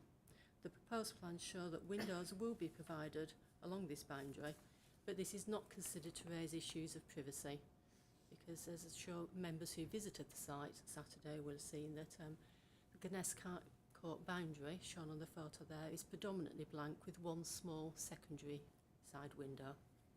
And the trees on the site are protected by confirmed tree preservation orders 198 and 745. Advice given to the applicants at the time of the previous planning applications, which was the previous refusal for the conversion to a hotel, and 2 previous decisions which were also dismissed on appeal for extension of the car park, was that a root bridge construction system should be used within the car park, within the root protection area of trees along the boundary with London Road. Excuse me. This advice was not accepted at the time, and the proposed tree protection scheme was considered to be inadequate. This current planning application includes a root bridge construction system in car parking spaces 13 to 22 along the boundary with London Road, and that allows for construction of car parking spaces over the root protection areas without adversely affecting the trees. And the photo on the screen was it is a standard photo of a root bridge scheme, just to give members an idea of really what I'm talking about in this. The system involves a steel grid being placed over the root protection area to reduce the pressure on the tree roots, and it prevents soil compaction, which can be harmful to the health of trees. Other factors raised by local residents include the distance of the balconies to the boundary of the property in Neville Close. There's no extension of the building towards Neville Close, and boundaries which are being provided are approximately 22 metres from the boundary of the close, not to the house, and that's considered to be acceptable. The distance also includes a road between the properties. Parking is provided to meet adopted parking standards. Existing entrance piers at the site entrance will be removed to improve manoeuvrability as any delivery vehicles etc. might enter the site. And when considering previous planning applications for extensions to the building and conversions to the apartments, no parking or other highway issues were raised. The application also provides a refuse store. If I can skip back through this. Also, just catching up. a refuse store around here, which is close to the entrance with Neville Close. Previously, this was shown close to the trees on London Road, and also in previous schemes, a cycle store was provided in this area near London Road. Cycle parking is now provided in lockers around the building, which is considered to be more convenient for residents, and it avoids the structures being placed close to those trees. Refuse vehicles will access the site from Neville Close, in the sense of the vehicle will park in Neville Close and the bins will be brought out to the exit there. And I believe this is the current situation for refuse vehicles, that they already enter Neville Close and then bins are brought out to it, so there's no change in those arrangements. The site is located within 5 kilometres of the boundary of the SPA, and would result in adverse effect on the SPA unless carried out with appropriate avoidance and mitigation measures, and a Section 106 agreement will be required to secure this. And also the 106 will secure contributions towards open space of public value and community facilities, and secure SUDS monitoring payments. I'll just do some photos of the site.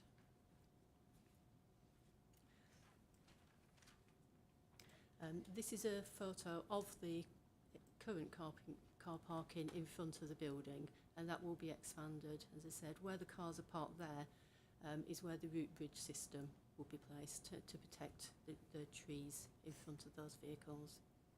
And again, this is another view of those trees in front of the parking area.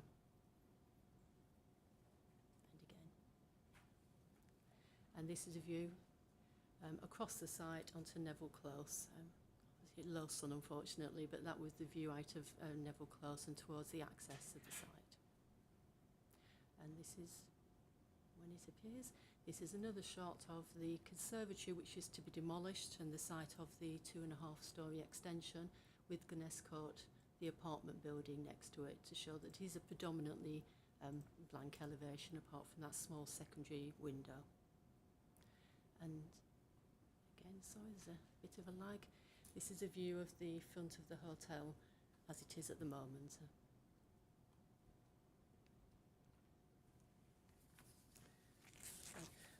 A supplementary report has been prepared, which amends conditions and adds one additional condition in the Highways Officer, and also adds the additional Section 106 requirements for community facilities, open space and public value, and SUDS monitoring payments.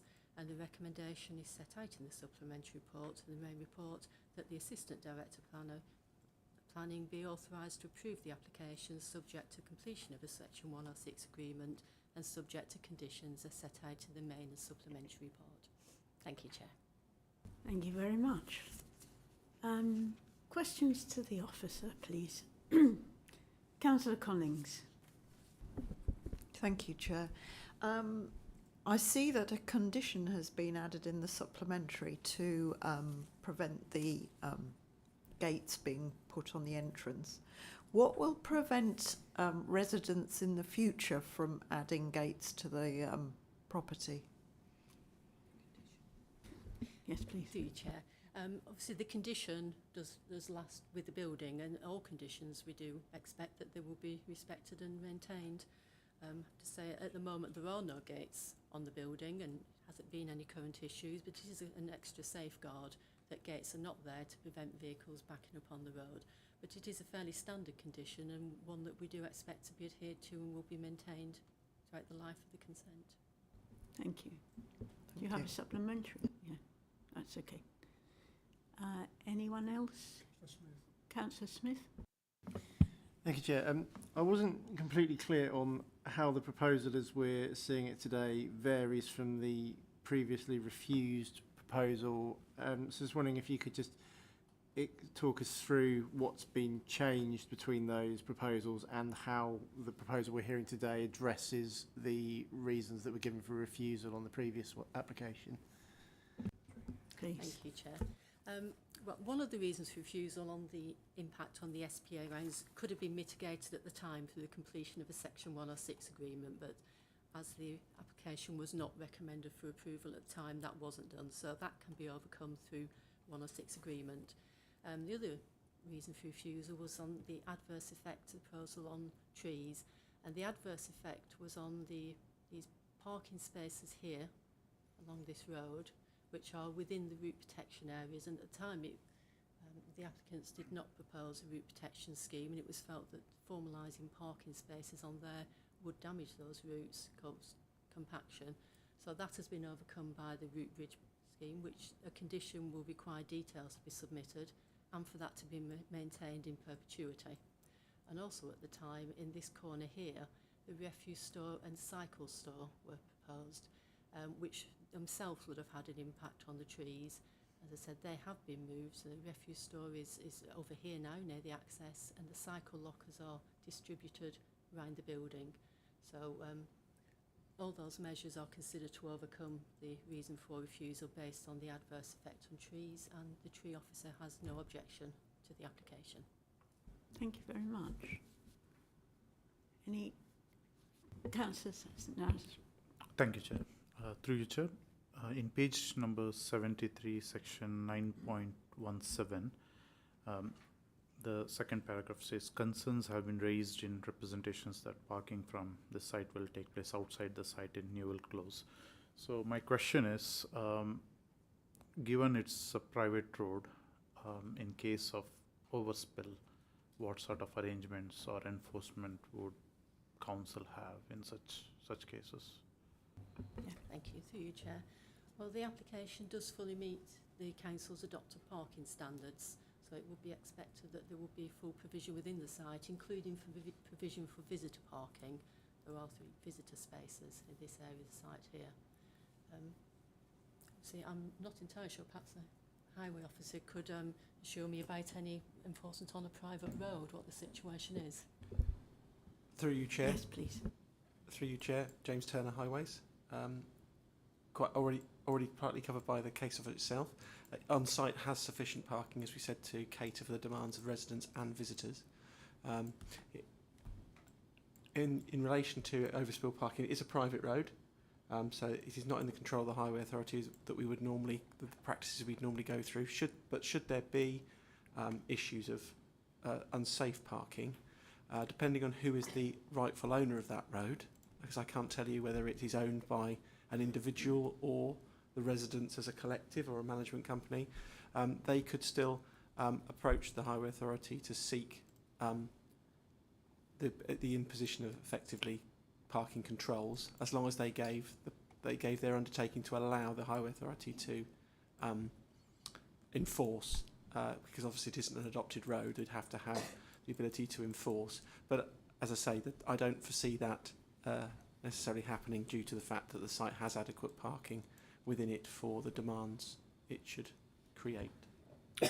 Thank you. That answers my question. Thank you. Thank you.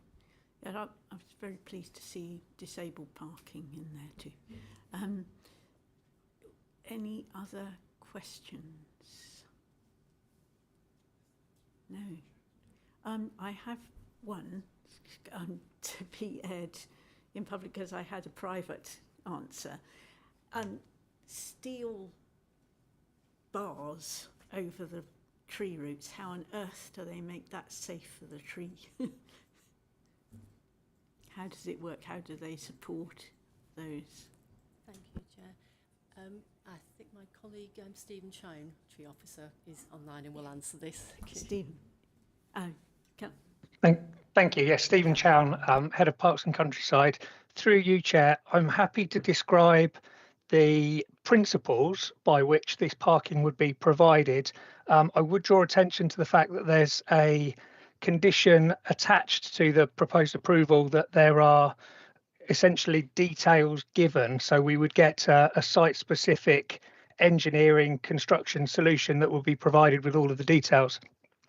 But the principle is that a series of large screws are directed into the ground after drilling pilot holes, and these are used to create a sort of a web, a foundation of points that are extremely strong load-bearing points that steel galvanized lattice can be laid over, and then infilled within that lattice you can have a variety of top surfaces. So you can have a mesh, which is shown on the picture now, or you can actually put a tarmac or other block paved topping on top of that structure.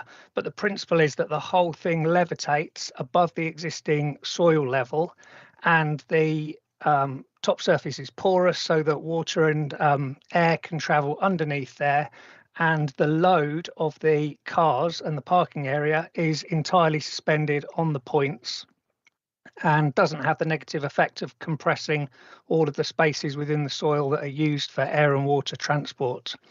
I did actually follow up with the manufacturers that are proposed, and all the details of this that we have are in the application documents in the arboricultural report. The anticipated life of the structures would be 50 years. So the galvanising is guaranteed for at least 20 years, and the steel structure itself wouldn't expect to need to be replaced for at least 50 years, subject to normal maintenance. I hope that covers in enough detail, but I'm happy to go further if required. That's terrific, thank you. Would it take a lorry, for instance, if somebody put a lorry there?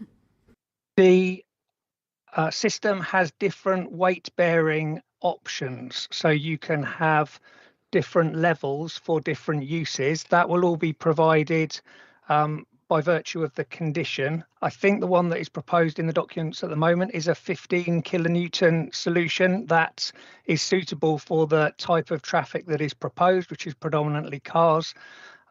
If you wanted to take much bigger vehicles over the top of it, then you could install a larger one, but the costs obviously increase and the size of the ground bearing screws have to increase.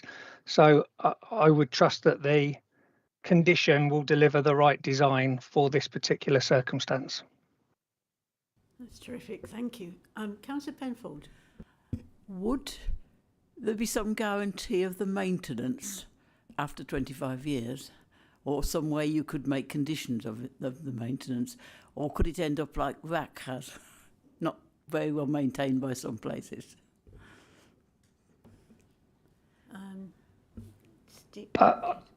Well, I think that's probably beyond the scope of the planning decision that we're making, but it would be down to the maintenance of any building or any structure.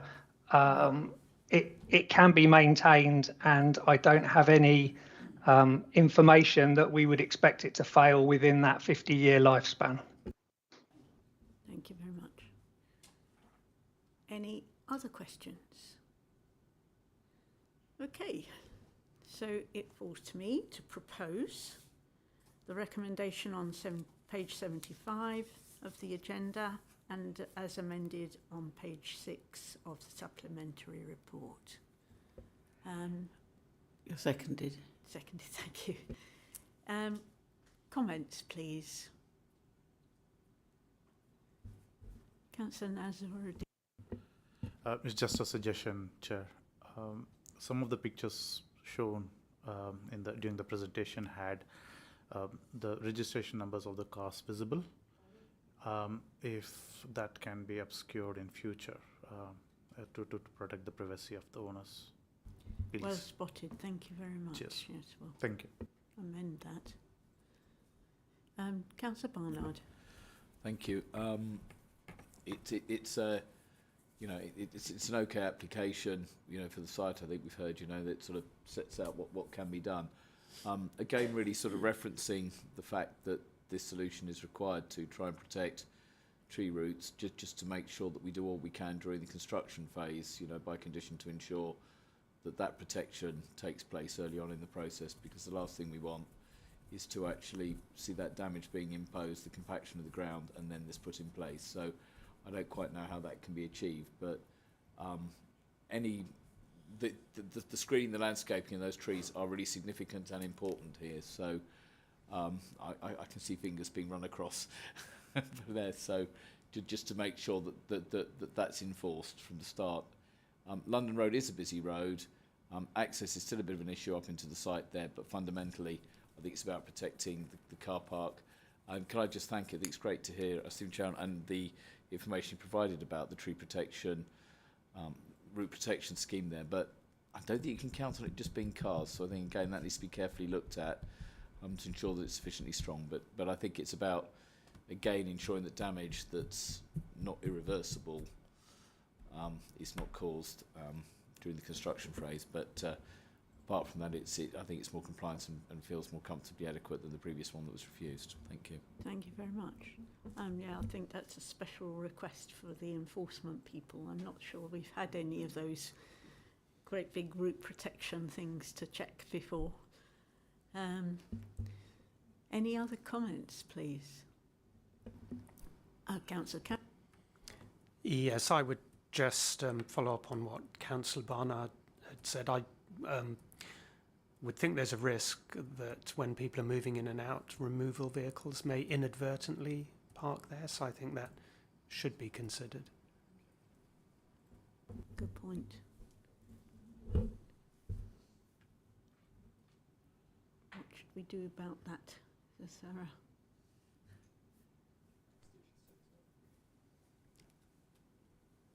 Could we? Sorry, Yeah, sorry, you're in debate, not questions. No, I know we are, but that's just of concern, isn't it?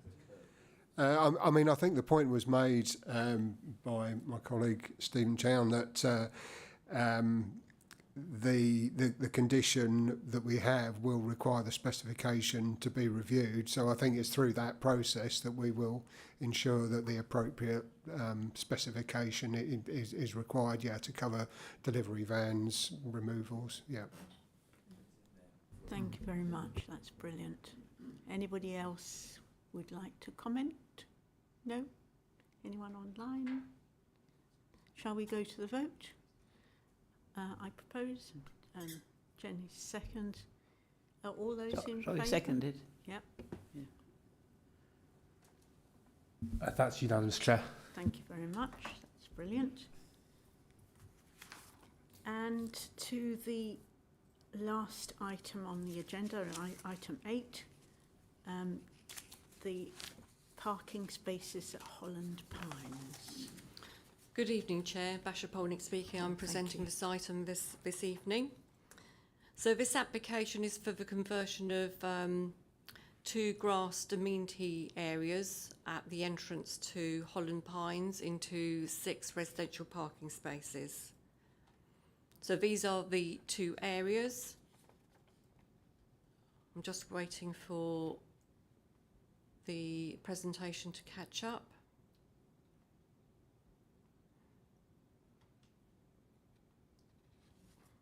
I think we might have the same problem as we did before. Is anyone else able to get it on their computer? Right, I'll just try again.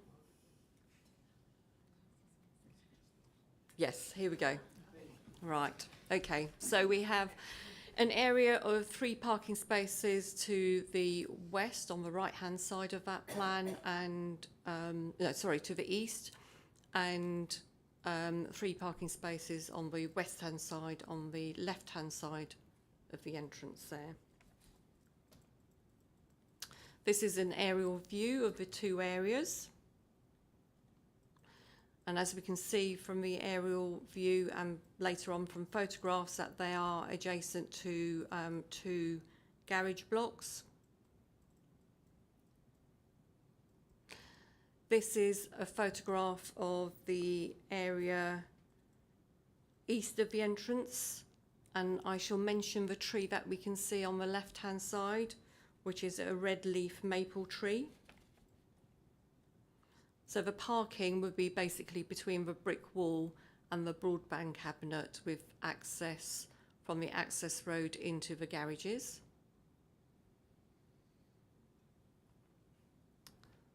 So this is how the 3 parking spaces would be accessed from this access road here.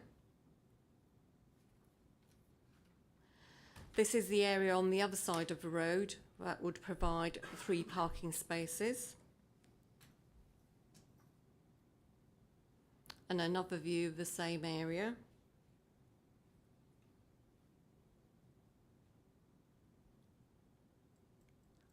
This is a view from Great Hollands Road, with the entrance into Holland Pines on the right-hand side. And we can see there's a group of 3 trees there.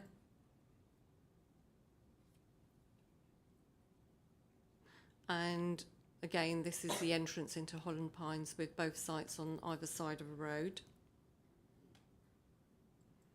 And another view of both sites. So the application is being reported to the Planning Committee, as it is a scheme which the Executive Director for Place Planning and Regeneration is responsible for promoting. The development relates to a site within the settlement boundary where the principle of development is acceptable. Additional landscaping in the form of hedging will be provided to soften the development and will be secured by condition. So on the right-hand side, on the eastern side, there is a group of 3 trees close to the proposed development. And there will be some minor incursion into the RPA of the nearest tree, which was the red leaf maple that we saw in the photograph. The tree service has commented that this tree is likely to tolerate the low impact of this minor incursion with no significant long-term impact to its health and integrity, and as such has raised no objection. Tree protection during construction works will be secured by condition. The Highway Authority raises no objection, and the proposal will help improve both highway and pedestrian safety. In conclusion, it is not considered that the development will result in an adverse impact on the character and appearance of the area, residential amenity, highway safety, or adversely impact the nearest tree. And therefore the recommendation is for approval, subject to the conditions outlined on page 87 of the agenda. Thank you, Chair. Thank you very much. Councillor Barnard. I note it's nearly Christmas, so I'm not going to talk about holly trees, but I just want to talk about the hedge for a minute. I noticed. Is this a question? Yes, it is. Oh, good. So the question is, why has Hornbeam been chosen over beech? Because the biodiversity of beech is seen to be, in some cases, superior to hornbeam, and actually over time provides and forms a better hedge. The only thing that I would say is, through you, Chair, is that the landscape officer has looked at the scheme and considers the hornbeam to be acceptable. That wasn't actually the question, because it was in the context of the debate and discussion that we had in the motion about promoting biodiversity. My understanding that beech is actually better than hornbeam and can be better controlled and managed in a hedge-like situation. I'm thinking we should bear this in mind for the future. Thank you. It's a serious question, because it's...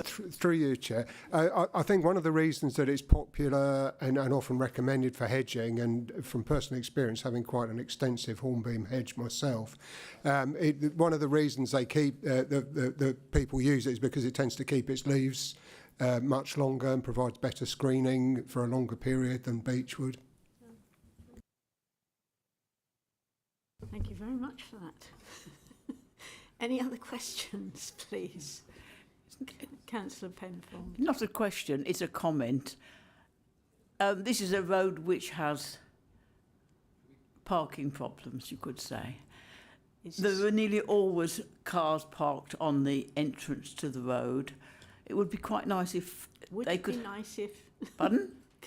Question. I was going to say perhaps they could have put some bollards around now the entrance, so that people didn't park on the road, they used the proper parking spaces. Oh, could they? Oh, sideways. For you, Chair, I'll try and answer that as a question. The improvement in providing the parking spaces proposed is there to try to deter people from parking on the footway at the entrance to Holland Pines, which is what currently happens. So the whole purpose of this application is to provide suitable places for people to park, which isn't on the footway or on verges at the entrance. So in the application itself, this is part of the proposal. Thank you very much for that. Thank you. Any other questions, please? Okay. So can I put the recommendation on page 87 that we approve this? Seconded, thank you. And any further comments on that, please? Councillor Smith.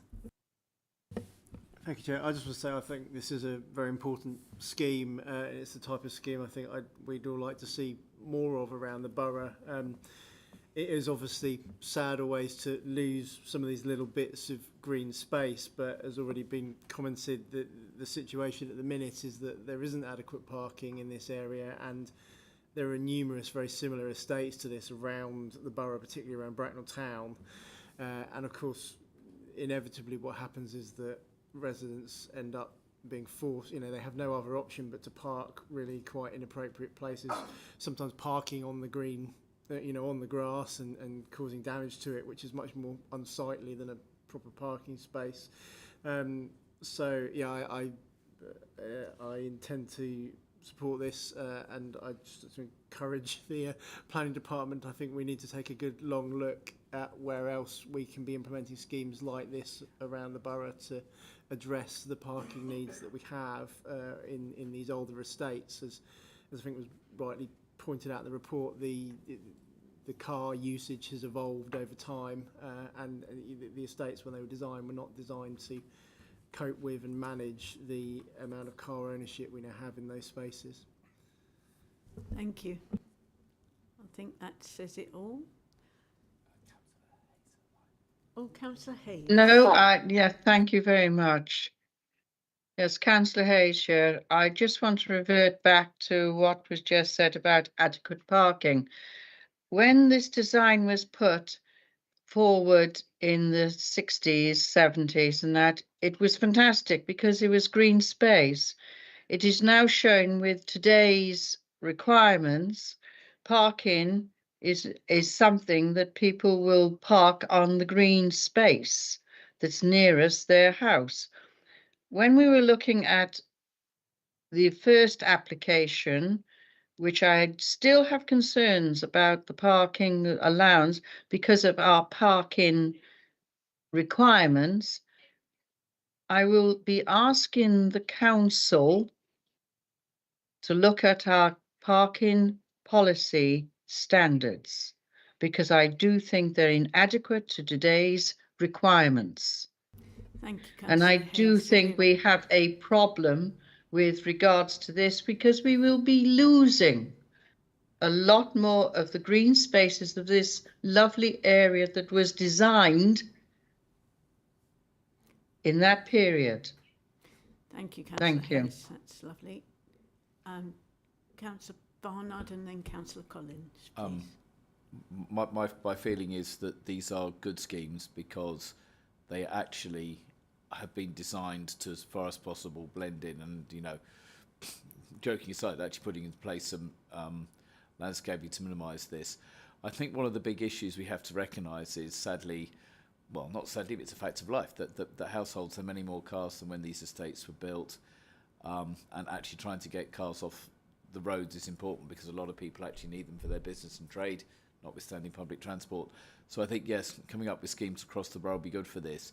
It does strike me, though, that, we just to be clear, that this is not an issue that's entirely in the gift of Bracknell Forest Council, because, there are bits of land, this application is here because we're the applicant, we're doing this here, but many other parts are in the ownership of other entities, and I think, that's going to be one of those big problems, is how do we actually better make use of garage blocks, sites like this, things like this for parking, because, the infrastructure's ageing. So, yeah, absolutely take on board there. But, again, we need to recognise that that just because a resident says, oh, look, there's a piece of land here you could put some parking spaces on, actually, that's only probably about 5% of the story. If it's owned by Silver Homes or whoever they are now or somebody else, then actually that becomes more complex to do. Absolutely. But it's a good scheme, and wherever possible, I think it's great that we can implement them.